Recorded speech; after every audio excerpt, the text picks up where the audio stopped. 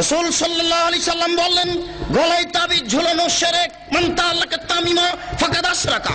কেউ যদি তাবিজ ঝুলায় তাহলে ও শিরক করলো। যে কোনো তাবিজ, যে কোনো মাদুলি, কোরআন মাজিদের আয়াত লিখে তাবিজ ঝুলালে ডবল অন্যায় হয়।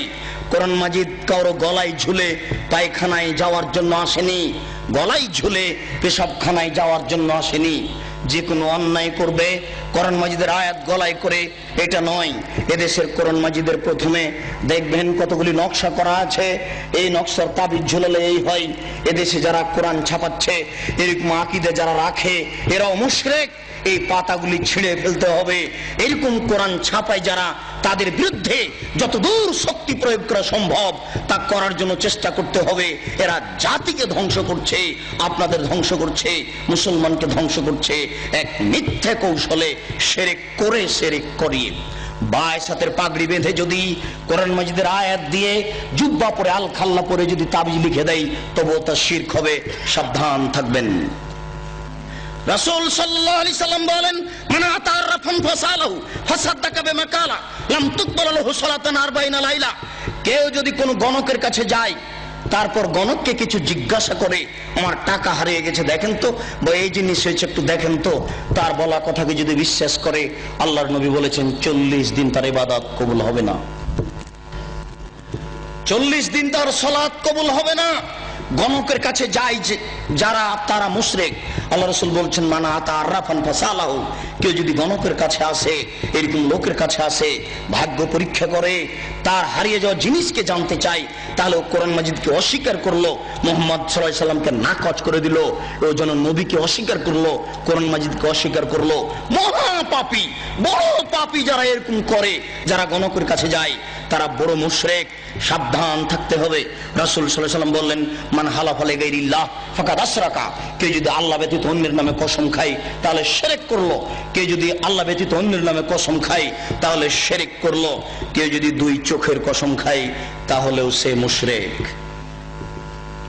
কেউ যদি মায়ের কসম খায় তাহলেও সে মুশরিক।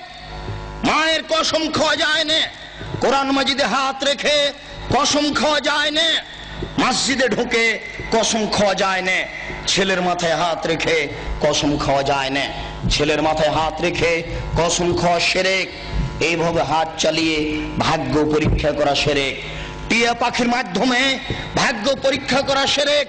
হাতের দাগ দেখে ভাগ্যের কথা বলা শিরক।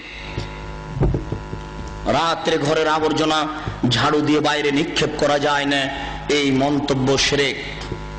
রাত্রে গাছের ফল পাড়া যায় না, এই ধারণা শিরক। রাত্রে মানুষকে বাকি দোকানের জিনিস বাকি বিক্রয় করা যায় না, দেওয়া যায় না, এই ধারণা শিরক। রাত্রে মানুষকে জিনিস কর্জ দেওয়া যায় না, এই ধারণা শিরক। সকালে সকালে দোকানের জিনিস বাকি বিক্রয় করা যায় না, এই ধারণা করা শিরক। অপবিত্র অবস্থায় ঘর ঝাড়ু দেওয়া যায় না। আপনার স্ত্রী, আপনার বৌমা অপবিত্র অবস্থায় ফরজ গোসল না করে ভাত রান্না করতে পারে না, ঘর ঝাড়ু দিতে পারে না, এইগুলি ধারণা করা শিরক। আপনার স্ত্রী, আপনার বৌমা অপবিত্র অবস্থায় ফরজ গোসল না করে সব কিছু করতে পারে, ঘর ঝাড়ু দিতে পারে, ভাত রান্না করতে পারে, ভাতের পাতিল থেকে ভাত বের করতে পারে, মানুষকে খাবার দিতে পারে, পারে না নামাজ পড়তে, সালাত আদায় করতে, পারে না কোরআন তেলাওয়াত করতে, এ ব্যতীত যা কাজ আছে সবকিছুই করতে পারে। দিনাজপুরের জনৈক হেডমাস্টার আমাকে বলছেন, আব্দুল রাজ্জাক সাহেব, একটা গোপন জিজ্ঞাসা আপনার কাছে করছি, মনে কিছু নিয়েন না। আমরা অপবিত্র অবস্থায় রাত্রে ঘুম থেকে উঠে বা বিছানা থেকে উঠে হাতে রুমাল জড়াই। হাতে রুমাল জড়ানোর পরে ওই যে দরজাতে যে খিল আছে, বন্ধ করা আছে খিল, ওটা বুঝেন কি? ওই খিলটা হাতে গামছা জড়ানো অবস্থায় খুলি, কেননা এ হাত যদি কাঠের সাথে লেগে যায় তাহলে কাঠ অভিশাপ করবে। একজন হেডমাস্টারের কি আকীদা! তারপরে বললেন, এই যে বাড়ির বাহির পর্যন্ত, স্যান্ডেল পর্যন্ত চকি থেকে নিয়ে এখানে চটছালা বিছিয়ে রেখেছি, অপবিত্র অবস্থায় যদি পা মাটিতে রেখে দিই তাহলে মাটি অভিশাপ করবে। এই জন্য বিছান থেকে স্যান্ডেল পর্যন্ত চটছালা বিছিয়ে রেখেছি, চটছালার উপর দিয়ে গিয়ে স্যান্ডেল পরব। একজন মাস্টারের আকীদা এরূপ। এই দেশে এরকম আকীদা চলে। গরুকে লাথি মারা যায় না, এই ধারণা শিরক। ধানের উপর দিয়ে জুতা পায়ে দিয়ে হাঁটা যায় না, এই ধারণা শিরক। হাত থেকে গ্লাস পড়ে গেলে কুটুম্ব আসতে পারে, এই ধারণা শিরক। ঘরের উপরে কাক ডাকছে কেউ আসতে পারে, এই ধারণা শিরক। তুলসীর গাছ উঠিয়ে ফেললে বা তুলসীর গাছ ভেঙে ফেললে বা তাতে লাথি মারলে ক্ষতি হতে পারে, এই ধারণা শিরক। এমন দুনিয়াতে কাজ ও কর্ম আছে যেগুলি করলে এই হতে পারে, এই হতে পারে, এরকম নামে যত মন্তব্য আছে এইগুলি সব শিরকের অন্তর্ভুক্ত। সাবধান থাকুন। রাসূল সাল্লাল্লাহু আলাইহি সাল্লামের ভাষায় বোঝা যাচ্ছে ছবি ও মূর্তি হচ্ছে শিরকের উৎস। আল্লাহ রাসূলের কথাই বোঝা যাচ্ছে ছবি ও মূর্তি হচ্ছে শিরকের উৎস। আলী রাদিয়াল্লাহু তাআলা আনহু বলেন, রাসূল সাল্লাল্লাহু আলাইহি সাল্লাম এক বৈঠকে বললেন, আলী লা তাদু তিনসালান ইল্লা তামাস্তাহু ওয়ালা কাবরান মুশরিফান ইল্লা শাওয়াইতাহু। আলী তুমি ছাড়বে না কোনো উঁচু কবর, সবকে ভেঙে সামান করে দাও। আলী তুমি ছাড়বে না কোনো ছবি মূর্তি, সবকে ভেঙে খান খান করে দাও, চৌচির করে দাও। বাড়িতে যে নেতা নেত্রীর ছবি ঝুলে রেখেছেন, এরকম ছবিকে সম্মান করা শিরক।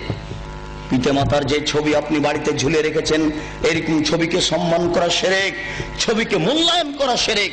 আপনার ছেলে মেয়ের পাসপোর্ট সাইজের ছবি রেখে, আপনার ছেলে মেয়ের লেখাপড়ার জন্য, পরীক্ষা দেওয়ার জন্য পাসপোর্ট সাইজের ছবি রেখে বাড়িতে যত ছবি আছে অ্যালবামের সমস্ত ছবির মুখের উপরে লাথি মেরে সবকে ছিঁড়ে চৌচির করে দিতে হবে, পানিতে আগুনে পুড়িয়ে দিতে হবে, পানিতে ফেলে দিতে হবে। একে মূল্যায়ন করা যাবে না। 1971 সাল থেকে নিয়ে আজ পর্যন্ত এদেশের মাটিতে যত মূর্তি তৈরি করা হয়েছে সমস্ত মূর্তিকে ভেঙে খান খান করে দিতে হবে, চৌচির করতে হবে। আপনি না পারলে আপনার ছেলে করবে, আপনার ছেলে না পারলে তার ছেলে করবে। কেউ যদি ভাঙতে না পারে, তাহলে যেদিন ঈসা আলাইহিস সালাম আসবেন সেদিন এদেশের ছবি মূর্তিকে লাথি মেরে ভেঙে চৌচির করে দিবেন। সেদিন কোনো মায়ের বেটা ঠেকাতে পারবে না। কেন? আল্লাহ রাসূল বলেছেন, ইয়াদখুলুল ইসলাম ফি কুল্লি বাইতি মাতারিন ওয়া বারিন ওয়া ইজ্জি আজিজিন ওয়া জুল্লি জালালিন। প্রত্যেক ইটের বাড়িতে ইসলাম প্রবেশ করবে, প্রত্যেক খড়ের বাড়িতে ইসলাম প্রবেশ করবে, শহরের বাড়িতে ইসলাম প্রবেশ করবে, গ্রামের বাড়িতে ইসলাম প্রবেশ করবে। সম্মান সহকারে, না অপমান সহকারে।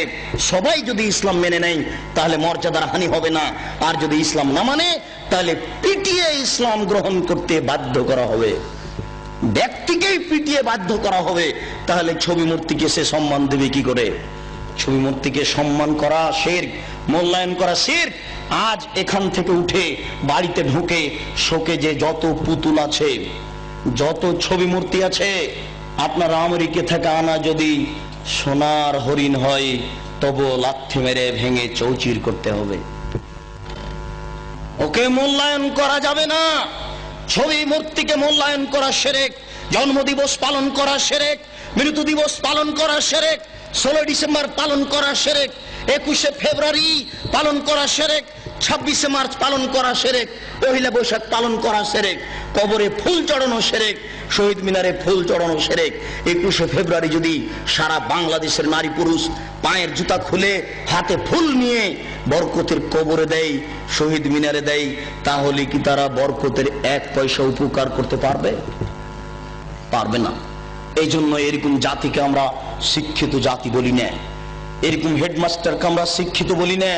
এরকম জাতির, এরকম হেডমাস্টারের নিপাত হোক, এটাই আমরা চাই। যার দ্বারা জাতি উপকৃত হতে পারে না, যে শিক্ষিত সমাজের দ্বারা জাতি কবরে যায়, জাতির পরকাল হারায়, ওরকম শিক্ষিত সমাজ আমরা চাই না। আমরা চাই শিরক বিদআত মুক্ত সমাজ। যে শিরক বিদআত মুক্ত সমাজে আল্লাহকে সন্তুষ্ট করতে পারবো। অনেক সময় পাপ করলেও আল্লাহ ওরকম অসন্তুষ্ট হন না। শিরক করলে,